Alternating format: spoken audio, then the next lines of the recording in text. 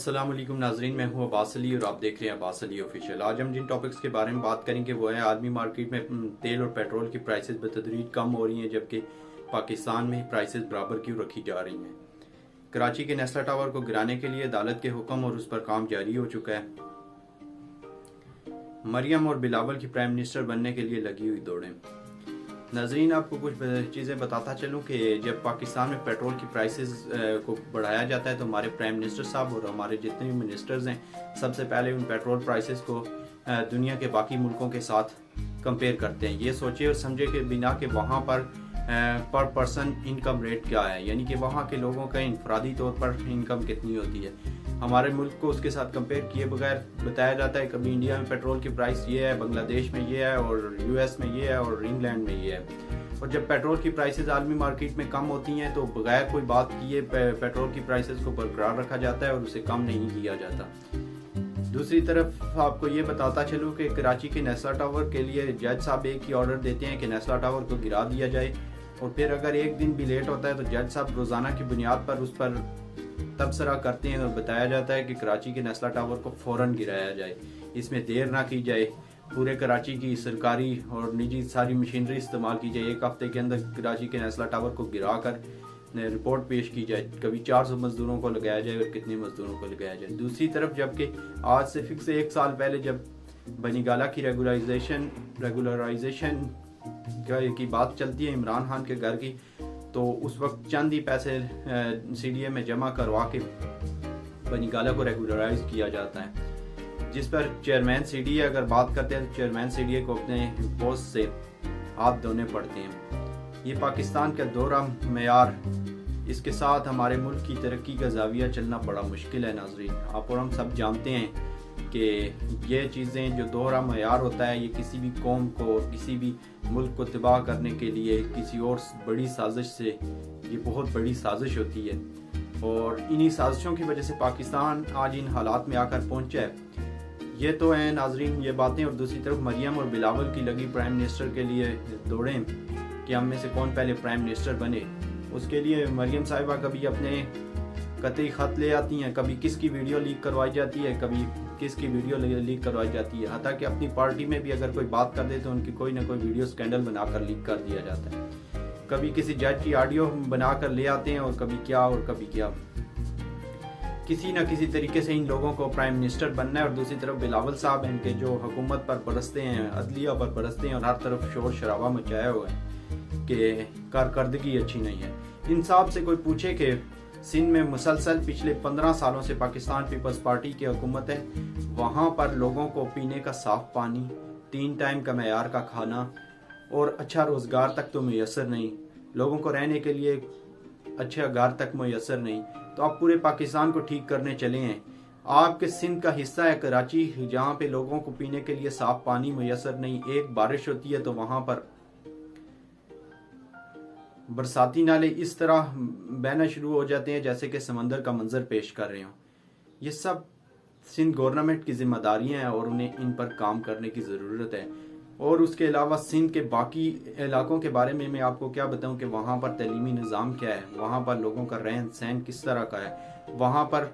ज़रूरियात ज़िंदगी की क्या सहूलियात मैसर हैं और ज़रूरियात ज़िंदगी के साथ वहाँ पर लोगों को जीने के लिए क्या हक़ दिया जा रहा है, लोगों के लिए मेडिकल की क्या फैसिलिटीज़ हासिल हैं, आप और हम सब जानते हैं। इतना सब कुछ होने के बावजूद जो जहाँ पर इनकी हुक्मरानी है जिस सूबे में, वहाँ पर काम करने के बावजूद इन साहब को पड़ी है कि ये किसी तरीके से प्राइम मिनिस्टर बन जाएं और पूरे मुल्क का इसी तरह बेड़ा गर्क करें। इन लोगों ने ये समझ रखा है कि हमारा बाप, हमारे भाई और हमारी नस्ल का ये ठेका है कि वो पाकिस्तान की हुकूमत और पाकिस्तान के सारे सिस्टम को संभालें।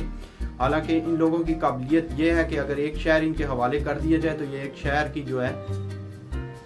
एक शहर को ये मैनेज नहीं कर सकते, एक शहर के मसाइल हल नहीं कर सकते। कराची आज आप और हम सब सुनते आ रहे हैं पिछले मुसलसल 10 से 15 सालों से प्रॉब्लम का शिकार है। जहाँ पर मुसलसल पाकिस्तान पीपल्स पार्टी की हुकूमत है वहाँ पर कोई सिस्टम नहीं है। थर में रोज़ाना लोगों के बच्चे भूखे मर रहे हैं, वहाँ पर उनको पीने के लिए साफ पानी और खाने के लिए खाना और दूध मैसर नहीं है, नवज़ायदा बच्चों को दूध तक मैसर नहीं है और लोगों का लाइफ स्टैंडर्ड इंतहाई ख़राब है। اور اسکولوں کے اساتذہ جو ان لوگوں نے بھرتی کیے ہیں ان کو اللہ کا نام تک بھی سیدھا لکھنا نہیں آتا، اور یہ لوگ چلے ہیں کہ پورے پاکستان پر حکومت کرنے کے خواب دیکھتے جا رہے ہیں۔ اور دوسری طرف مریم صاحبہ ہیں کہ مریم صاحبہ کو بھی اس دوڑ میں دوڑنا ہے، کیونکہ ان کے باپ اور ان کے بھائی اور ان کے چچا جان نے جتنا بھی پیسہ بنایا ہے وہ بہت کم ہے، انہوں نے مزید پیسہ کمانا ہے اور اس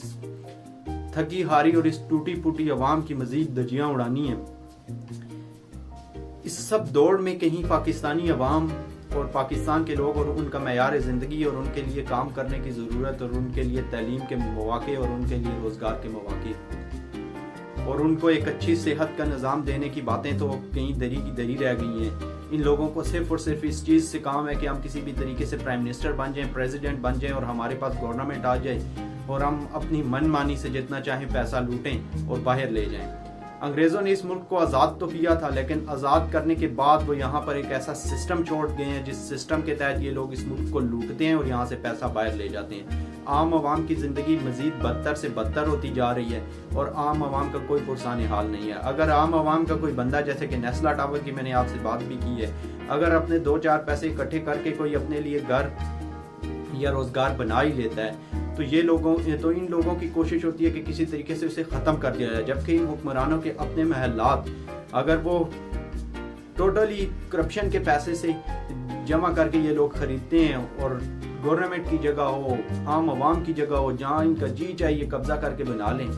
کسی کی اتنی جرت نہیں ہوتی کہ یہ ان کے بارے میں کوئی آنکھ اٹھا کے بات کر سکے، اور اگر کوئی بات کرے بھی تو کیسے؟ گورنمنٹ میں اگر ہمارے جو بہت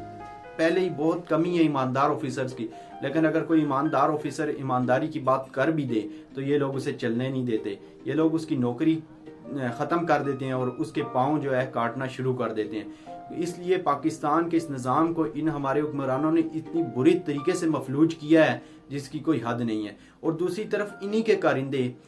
آسما جہانگیر کانفرنس جیسی کانفرنس میں جاتے ہیں اور پاکستان کی پاک افواج کے خلاف بھونکنا شروع کر دیتے ہیں، کہتے ہیں ایک جنرل 22 کروڑ عوام پر حکمرانی کر رہا ہے، ہمیں اپنی فوج سے لاکھ اختلاف سے ہی، لیکن آپ لوگوں کی طرح ان لوگوں نے ہماری عزتوں کا جنازہ نہیں نکالا، آپ لوگ لوٹتے ہیں اور باہر لے جاتے ہیں، دنیا میں ہنگامہ آرائی ہوتی ہے اور پاکستان کو مفلوج بنا کر چھوڑ دیتے ہیں۔ حالانکہ ہماری افواج دن رات ہمارے ملک کے لیے کام کرتی ہیں اور ہمارے ملک کی بہتری کا سوچتی ہیں، جتنا بھی افراد کی ذمہ داری ہوتی ہے اس میں وہ بڑھ چڑھ کر حصہ لیتی ہیں اور کام کرتی ہیں، بلکہ ہماری ٹوٹی پوٹی اس گورنمنٹ کو بھی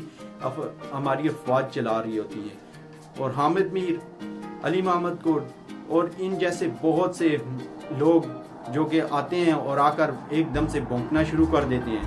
اس کی وجوہات یہی ہے ناظرین کہ یہ لوگ اس بات کے بارے میں بالکل بھی نہیں جانتے کہ ملک بنانے والا کون ہے اور ملک کو گنوانے والا کون ہے۔ یہ ہمارے حکمران جو نامی گرامی حکمران ہیں اور ہمارے پولیٹیشنز، یہ صرف اور صرف ہمارے ملک کو تباہی کے دہانے کی طرف لے کر جا رہے ہیں اور ان کی کوئی کارکردگی نہیں ہے، یہ اس قابل نہیں ہے کہ ان کو اس ملک میں ایک ووٹ بھی دیا جائے اور ہم انہیں اپنا حکمران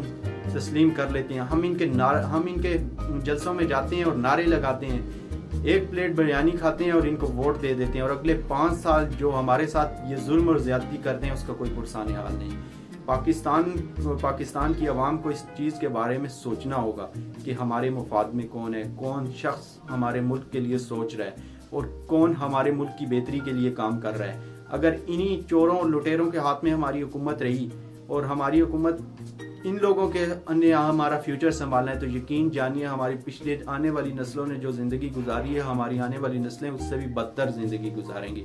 دنیا ہر روز امپروومنٹ کی طرف جا رہی ہے، جبکہ پاکستان پہ قرضوں کا بوجھ اور پاکستان کے معاشی حالات برے سے برے ہوتے جا رہے ہیں۔ ہمارا انفراسٹرکچر چاہے وہ تعلیم کا ہو، چاہے وہ صحت کا ہو، چاہے وہ قانون کا ہو، انتہائی برے طریقے سے تباہ ہوتا جا رہا ہے۔ اس کی وجوہات یہی ہیں کہ اس طرح کے نااہل اور نالائق لوگ ہمارے اوپر حکمران بن جاتے ہیں، جن کو اپنا مال بنانے کے علاوہ کوئی اور کام نہیں ہوتا۔ یہ لوگ پاکستان میں صرف بزنس کرنے آتے ہیں اور بزنس کے طور پر ہماری پولیٹکس کو لیتے ہیں، ہمیں خوب یہ لوگ استعمال کرتے ہیں اور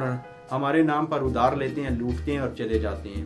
ناظرین، اس کا نتیجہ یہ ہوتا ہے کہ ہم سب لوگوں کو مہنگائی، بے روزگاری، ان امپلائمنٹ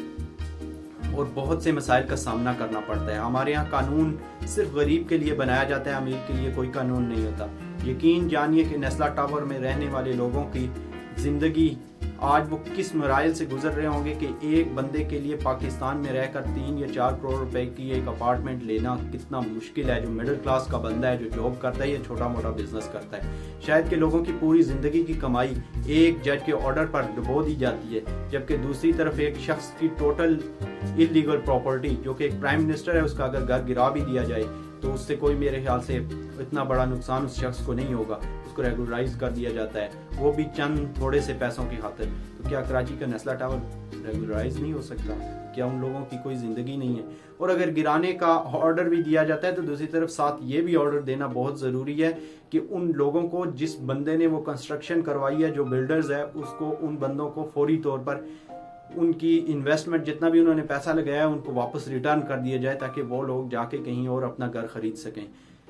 قانون صرف غریب کے لیے نہ بنایا جائے بلکہ اس کے لیے امیروں کے لیے بھی بنانا کی بہت ضرورت ہے. دوسری طرف ہمارے ہاں پیٹرول کی پرائسز, اگر عالمی مارکیٹ میں $1 پر بیرل اگر پیٹرول مہنگا کر دیا جاتا ہے تو پاکستان میں ہماری گورنمنٹ کے ایک وزیر آ کر اس پر پریس کانفرنس کرتا ہے کہ ہم نے اس لیے بڑھایا. لیکن جب پرائسز کم ہو رہی ہیں تو یہ کیوں نہیں کیا جاتا کہ پیٹرول کی پرائسز پاکستان میں بھی کم کی جائیں؟ ناظرین, آپ اور ہم سب جانتے ہیں کہ ایک دن میں اگر صرف $1 ایک پیٹرول کے لیٹر پر کمائے جائیں تو پاکستان میں دن کو کروڑوں روپیہ یہ حکومت کے کارندے اور حکومت کے آگے کام کرنے والے لوگ, مافیاز, میں تو ایسے کہوں گا کہ یہ مافیا ہے, یہ مافیا اتنا پیسہ بنا لیتی ہے. جبکہ دوسری طرف اگر پرائسز کم ہوتی ہیں تو ان لوگوں کو سوچنے کی ضرورت ہوتی ہے کہ اب پرائسز ہم نے کم بھی کرنی ہے, لیکن اس پر ہماری گورنمنٹ اور ہمارے لوگ اور ہمارے مافیاز کوئی بھی کام نہیں کرتے.